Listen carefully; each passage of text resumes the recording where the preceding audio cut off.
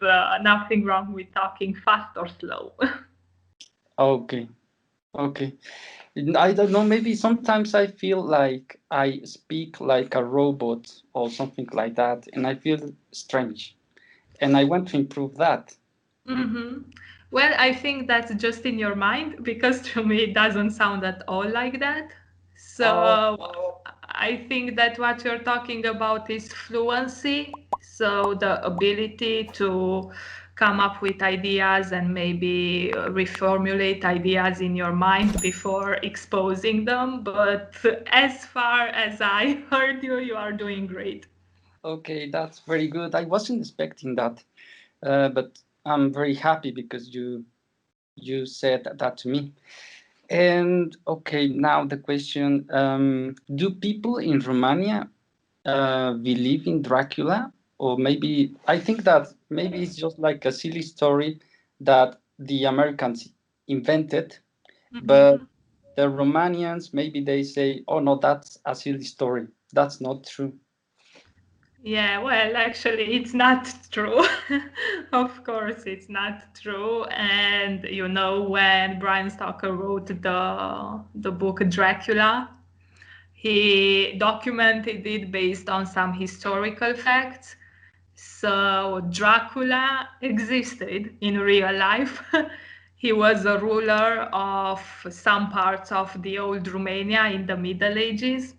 And he's known nowadays as Dracula because he was a very cruel ruler. So he liked a lot to kill his enemies, to display their dead bodies, and so on. So people called him bloody, like having a bloody character, you know? So that's why that's why all these stories about vampires and stuff like that. But in our mythology, it's true that we have this kind of creatures similar to vampires, and they come from, you know, dead people, and they might kill you, they might hurt you, they might, I don't know, harm you, in one word.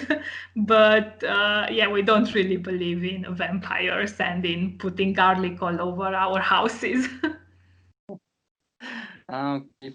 Yes, because for example, in Mexico, we have something that we call La Llorona. Okay, Let what's me that? type. I'm going to type it. Basically, it's a dead woman. Mm-hmm. And sorry, when I was a child, I was told by by my mother or my father that this woman lived in Mexico many time ago, Mm-hmm. and uh, she had children. And for some reason, this woman Mm-hmm. take her children and she choked them and drowned them in a Drown them. Mm-hmm. in a river. And after that, um, that woman, the spirit of this woman, um, Mm-hmm. walks by the streets of Mexico at midnight, Mm-hmm. crying, shouting, and yelling, and looking for her dead children. And my parents used that story to scare me, actually. And many parents do the same in Mexico. And I was thinking, maybe perhaps in Romania people use Dracula to scare children. No, not at all. We use different stories.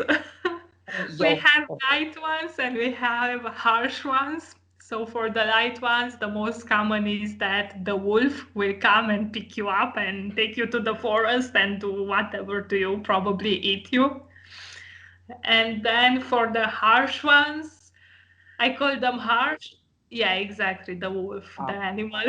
hmm okay. And for the harsh ones, I call them harsh because they are very racist.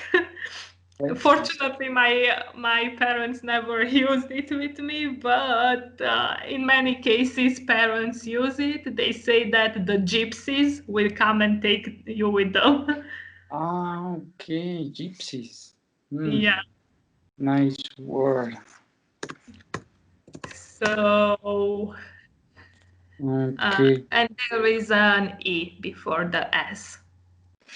IES. Can you type it for me, Yeah, sure. So, please? yeah, those are the main two stories that we use Ah, to scare kids. Do you have any other ones except that lady? can you repeat that question, please? Do you have other stories except the story about the Ah, lady who hit her kids? yes, yes, we have other stories, but they are like really silly. I really don't believe in them.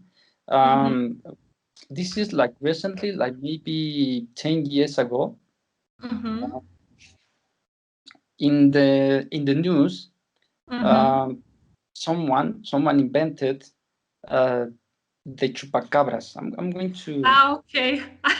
Do you I know know. it? Yeah, yeah, there were many cartoons when I was younger with No, Chupacabra. I can't believe it. But Yeah. how do you know about that? But by the cartoon, but that monster exists in Romania as well. No, no, not at all. But I remember seeing cartoons on Cartoon Network channel, and there was this chupacabra, and it was described as some kind of weird animal similar to a goat living in a cave. Ah, yes, yes, yes. I don't know, but I saw in the news Mm-hmm. that in some rural parts of Mexico, the cows, the animal The cows, uh-huh. cows, they were bite in the neck. They were Uh, bitten.